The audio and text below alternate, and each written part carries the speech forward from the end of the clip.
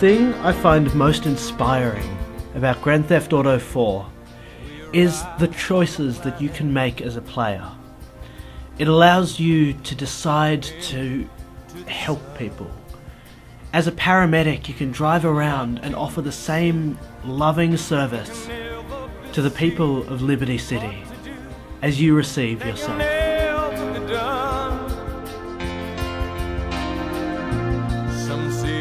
For this reason, I feel this game is a... You know what? Fuck it. I'm just going to run people over. Nice! Seriously though, GTA prides itself on a world where you can go and destroy anyone and practically everything. It's destruction and chaos at its best, and I think that's why most of us, that's why I enjoy playing GTA.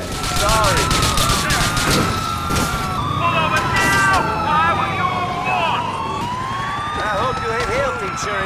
Sure, the game gives you options of being a paramedic and being a firefighter and fighting crime on the streets, but seriously, unless you're blowing stuff up or shooting people, it's not what the game's about. The audience knows that, we know that, and I don't think it's worth kidding ourselves that it's any different. The American dream has undergone a drastic change over the last 30 years. A dream that began when thousands of immigrants came gratefully to America. They were in search of freedom from persecution and the ability to take care of their family. Since then, the dream has changed. It became not just being able to take care of one's family, but to have it all. Nico, my cousin! I can't believe it, you're here! Welcome to America! To get rich and famous, and essentially be better and richer than everybody else.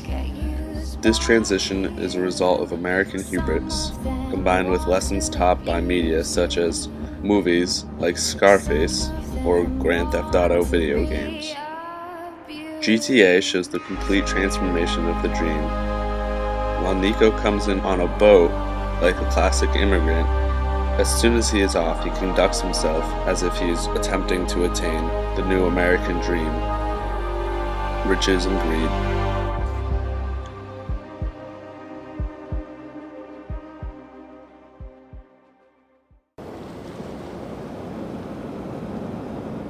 Were you followed? Hey, strange seeing you here, Officer McCreary. I'm calling about your exchange with McCreary. Yeah? You better have my paper. I ain't fucking around. What's up?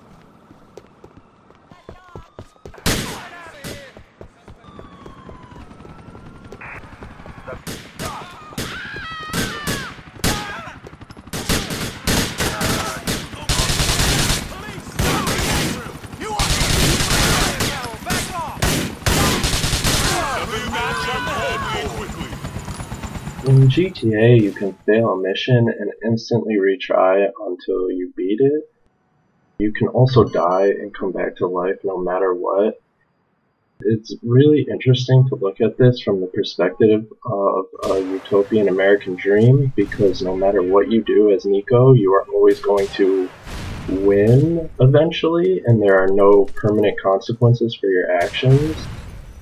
Even though you can go on a rampage, killing citizens and cops, it's pretty easy to escape and have no further consequences. You can die, but you just respawn in the hospital and lose your weapons. And this obviously isn't how real life and the American dream work. There are serious consequences for your actions in most things in life, and there are usually no second chances.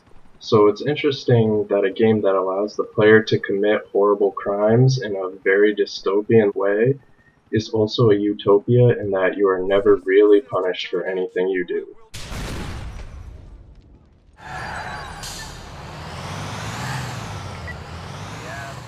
Dystopia is not so much an argument against utopia, because no matter how nasty or brutal a dystopia is, it usually starts out with the best intentions.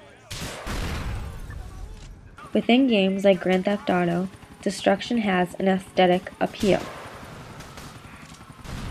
Whether you're blowing up cars, trucks, buildings, motorcycles, or even gas stations, These images of natural and man-made disasters are commonly presented as postmodernist works of art that can fire the imagination with more visions of destruction.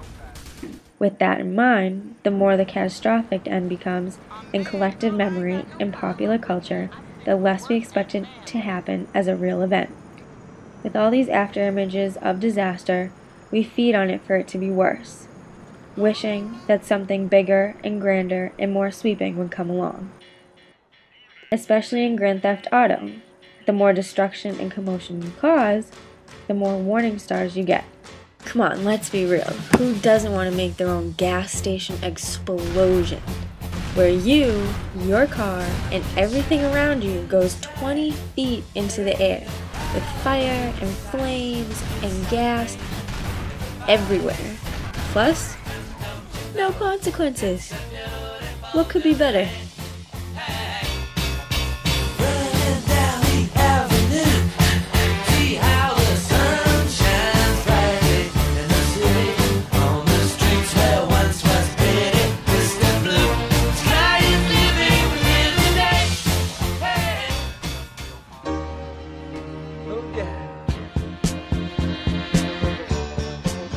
We see stark class divides within Liberty City.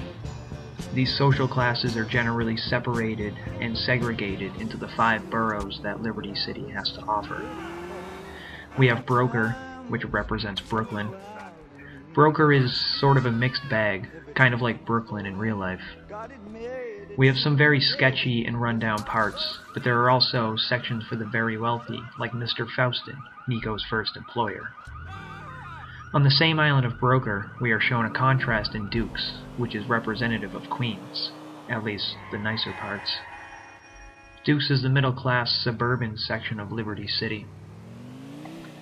We have Bohan, which is the Grand Theft Auto version of the Bronx. Now, Bohan is where we first see a major difference. The people are more violent, more aggressive, and more apt to engage in physical altercations with each other or with Nico. The buildings are extremely run down, there is graffiti everywhere, and the presence of the police seems to be stronger than before. Alderney, which is the last borough you unlock in the game, is a mock version of northern New Jersey. Alderney is sort of the negative outcome of the Industrial Revolution. Driving through it, you can feel that it's a dead industrial zone. Tall abandoned smokestacks, run-down factories, and uninhabited industrial zones are all prevalent within the island. Algonquin is sort of the shining jewel of Liberty City. It is filled with skyscrapers, thousands of people, or at least as much as the game can render at one time, walking down the sidewalks, crossing the streets, driving around. This is Manhattan, the economic hub and capital of the world. This is where we have Star Junction, or Times Square, and the Exchange, which represents the New York Stock Exchange. At the beginning of the game, you start off in 2 of the poorest boroughs, Broker and Bohan, and eventually have to rise up the ranks in order to get to the nicest part of the city. And if you try to enter prematurely, you automatically get a 6-star rating, which basically means you'll be hunted down by the SWAT team and National Guard. Now, the game's logic is that this heightened security is due to a terrorist threat, and this obviously holds its own satirical message. Could this also be some sort of critique of economic and class divide?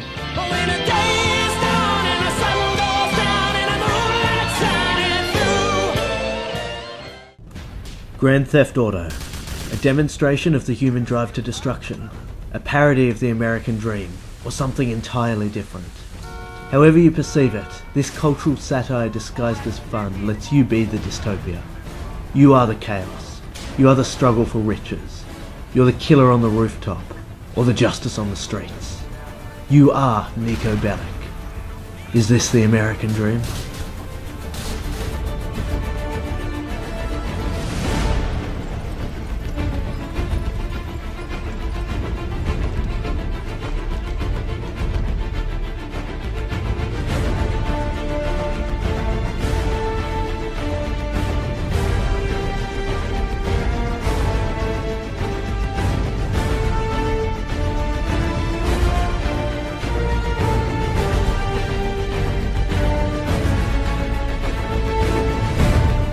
Nice!